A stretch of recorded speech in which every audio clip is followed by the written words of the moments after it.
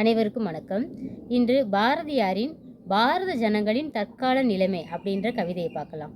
அவர்கள் எழுதின வந்தே மாதரம் அப்படின்ற புத்தகத்தை படிச்சிட்டு இருந்தேன். அந்த புத்தகத்தில் ஒரு காட்சியை படிக்கும்போது எனக்கு பாரதியாருடைய இந்த பாரத ஜனங்களின் இன்றைய நிலைமை, அதாவது நெஞ்சு பொறுக்குதில்லையே அப்படின்ற இந்த கவிதை எனக்கு ஞாபகம் வந்தது.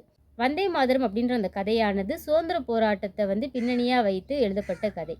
அந்த கதையில் நான் படித்த காட்சியில் என்ன நடக்கும் அப்படின்னா, ஒரு ஆங்கிலேய ஆசிரியர் இந்திய மாணவரை பார்த்து யூ பாஸ்டர்ட் அப்படின்னு சொல்லிட்டு திட்டுவார். அதாவது வேசி மகனே அப்படின்னு சொல்லிட்டு திட்டுவார். உடனே அந்த மாணவன் இப்படி சொல்லிட்டாரே அப்படின்ற கோபத்தில் அந்த ஆசிரியரை முறைச்சு பார்ப்பான்.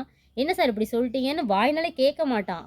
ஆனால் அவரை அப்படியே அதிர்ச்சியாக முறைச்சு பார்ப்பான். உடனே அவர் தன்னோட தவறை திருத்திக்காம மேலும் என்ன சொல்லுவார் அப்படின்னா, என்னடா முறைக்கிற, you pastor, all Indians are pastor அப்படின்னு சொல்லிட்டு திட்டிடுவார். அதாவது இந்தியாவில் உள்ள அனைவருமே வேசி மகன்கள் அப்படின்னு சொல்லியும் கூட அங்கே இருக்கக்கூடிய மாணவர்கள் யாரும் ஏன் சார் இப்படி சொன்னீங்க, நீங்கள் சொன்னது தப்பு சார், சாரி கேளுங்க சார் அப்படின்னு சொல்லிட்டு சொல்லவே மாட்டாங்க. எல்லாரும் அப்படியே அமைதியாக உட்காந்துருப்பாங்க. அந்த வகுப்பில் இருக்கக்கூடிய ஒரே ஒரு மாணவன் மட்டும் எழுந்து நீங்கள் சொன்னது தப்பு சார், நீங்கள் சொன்னதை வாபஸ் வாங்கிக்கங்க அப்படின்னு சொல்லிட்டு எதிர்ப்பு தெரிவிப்பான். ஆனால் மற்ற அனைவருமே அப்படியே அமைதியாக உட்காந்துருப்பாங்க. அதாவது இந்தியாவில் இந்திய மாணவர்கள் முன்னாடி இந்தியாவில் உள்ள அனைத்து பெண்களையும் வேசி அப்படின்னு ஒரு ஆங்கிலேயன் சொல்கிறான். ஆனால் அதை கேட்டுக்கிட்டு நம்மளுடைய மாணவர்கள் அப்படியே அமைதியாக உட்காந்துருப்பாங்க. இதை படிக்கும்போது தான் எனக்கு பாரதியாருடைய இந்த நெஞ்சு பொறுக்குதில்லையே அப்படின்ற கவிதை ஞாபகம் வந்தது. இந்த கவிதையில் பாரதியார் நம்ம இந்திய மக்கள் என்னென்ன விஷயங்களுக்கெல்லாம் பயந்து சாகுறாங்க அப்படின்றத அப்படியே ஒன் பை ஒன்னாக லிஸ்ட்டு போட்டு சொல்லியிருப்பார். எதுக்கெடுத்தாலும் பயப்படுறாங்க அப்படின்றத அப்படியே வேதனையோடு பதிவு பண்ணியிருப்பார். வாங்க அந்த கவிதையை பார்க்கலாம். நெஞ்சு பொறுக்குதில்லையே இந்த நிலைகெட்ட மனிதரை நினைந்து விட்டாள். நெஞ்சு பொறுக்குதில்லையே இந்த நிலைகெட்ட மனிதரை நினைந்து விட்டாள். அஞ்சி அஞ்சி சாவார் இவர் அஞ்சாத பொருளில்லை அவனியிலே. அஞ்சி அஞ்சி சாவார் இவர் அஞ்சாத பொருளில்லை அவனியிலே. வஞ்சனை பேய்கள் என்பார் இந்த மரத்தில் என்பார் அந்த குளத்தில் என்பார் துஞ்சுது முகட்டில் என்பார் மிக துயர்படுவார் எண்ணி பயப்படுவார். வஞ்சனை பேய்கள் என்பார் இந்த மரத்தில் என்பார் அந்த குளத்தில் என்பார் துஞ்சுது முகட்டில் என்பார் மிக துயர்படுவார் எண்ணி பயப்படுவார். நெஞ்சு பொறுக்குதிலையே இந்த நிலைகெட்ட மனிதரை நினைந்து விட்டாள். மந்திரவாதி என்பார் சொன்ன மாத்திரத்திலே மனக்கிளி பிடிப்பார். மந்திரவாதி என்பார் சொன்ன மாத்திரத்திலே மனக்கிளி பிடிப்பார். யந்திர சூனியங்கள் இன்னும் எத்தனையாயிரம் இவர் துயர்கள். யந்திர சூனியங்கள் இன்னும் எத்தனையாயிரம் இவர் துயர்கள். தந்த பொருளை கொண்டே சனம் தாங்குவர் உலகத்தில் அரசரெல்லாம். தந்த பொருளை கொண்டே சனம் தாங்குவர் உலகத்தில் அரசரெல்லாம்.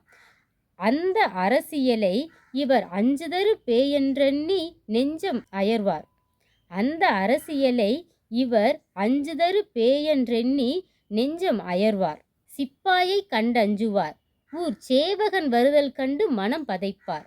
துப்பாக்கி கொண்டொருவன் வெகு தூரத்தில் வரக்கண்டு வீட்டில் ஒளிப்பார். அப்பால் எவனோ செல்வான் அவன் ஆடையைக் கண்டு பயந்தெழுந்து நிற்பார். எப்போதும் கை கட்டுவார் இவர் யாரிடத்தும் பூனைகள் போல் ஏங்கி நடப்பார். சிப்பாயை கண்டஞ்சுவார் ஊர் சேவகன் வருதல் கண்டு மனம் பதைப்பார். துப்பாக்கி கொண்டொருவன் வெகு தூரத்திலே வரக்கண்டு வீட்டில் ஒளிப்பார். அப்பால் எவனோ செல்வான் அவன் ஆடையைக் கண்டு பயந்தெழுந்து நிற்பார்.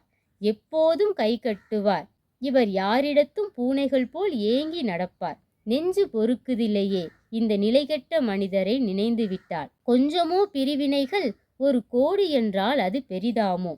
5 தலை பாம்பென்பான் அப்பன் 6 தலையென்று மகன் சொல்லிவிட்டால் நெஞ்சு பிரிந்திடுவார். பின்பு நெடுநாள் இருவரும் பகைத்திருப்பார். நெஞ்சு பொறுக்குதில்லையே இந்த நிலைகெட்ட மனிதரை நினைந்து விட்டாள். சாத்திரங்கள் ஒன்றும் காணார். சாத்திரங்கள் ஒன்றும் காணார் போய் சாத்திர பேய்கள் சொல்லும் வார்த்தை நம்பியே கோத்திரம் ஒன்றாயிருந்தாலும் ஒரு கொள்கையில் பிரிந்தவனை குலை திகழ்வார். தோத்திரங்கள் சொல்லியவர்தான் தம்மை சூது செய்யும் நீசர்களை பணிந்திடுவார். தோத்திரங்கள் சொல்லியவர்தான் தம்மை சூது செய்யும் நீசர்களை பணிந்திடுவார். ஆத்திரம் கொண்டே இவன் சைவன் இவன் ஹரிபக்தன் என்று பெரும் சண்டையிடுவார். நெஞ்சு பொறுக்குதில்லையே இந்த நிலைகெட்ட மனிதரை நினைந்து விட்டாள். சாத்திரங்கள் ஒன்றும் காணார் பொய் சாத்திர பேய்கள் சொல்லும் வார்த்தை நம்பியே கோத்திரம் ஒன்றாயிருந்தாலும் ஒரு கொள்கையிற் பிரிந்தவனை குலை திகழ்வார். தோத்திரங்கள் சொல்லியவர்தாம் தம்மை சூது செய்யும் நீசர்களை பணிந்திடுவார். ஆத்திரம் கொண்டே இவன் சைவன் இவன் ஹரிபக்தனென்று பெரும் சண்டையிடுவார். நெஞ்சு பொறுக்குதிலையே இதை நினைந்து நினைந்திடினும் வெறுக்குதிலையே. கஞ்சி குடிப்பதற்கிலார் அதன் காரணங்கள் இவையென்னும் அறிவும் இலார். கஞ்சி குடிப்பதற்கிலார் அதன் காரணங்கள் இவையென்னும் அறிவும் இலார். பஞ்சமோ பஞ்சமென்றே நிதம் பரிதவித்தே உயிர் துடிதுடித்து துஞ்சி மடிகின்றாரே. பஞ்சமோ பஞ்சமென்றே நிதம் பரிதவித்தே உயிர் துடிதுடித்து துஞ்சி மடிகின்றாரே. இவர் துயர்களை தீர்க்கவோர் வழியில்லையே நெஞ்சு பொறுக்குதில்லையே. இந்த நிலைகெட்ட மனிதரை நினைந்து விட்டார். எண்ணிலா நோயுடையார் இவர் எழுந்து நடப்பதற்கும் வலிமையிலார். கண்ணிலா குழந்தைகள் போல் பிறர் காட்டிய வழியில் சென்று மாட்டிக்கொள்வார். நன்னிய பெருங்கலைகள் 10,000 கோடி நயந்து நின்ற புண்ணிய நாட்டினிலே இவர் பொறியற்ற விலங்குகள் போல வாழ்வார். எண்ணில்லா நோயுடையார் இவர் எழுந்து நடப்பதற்கும் வலிமையிலார்.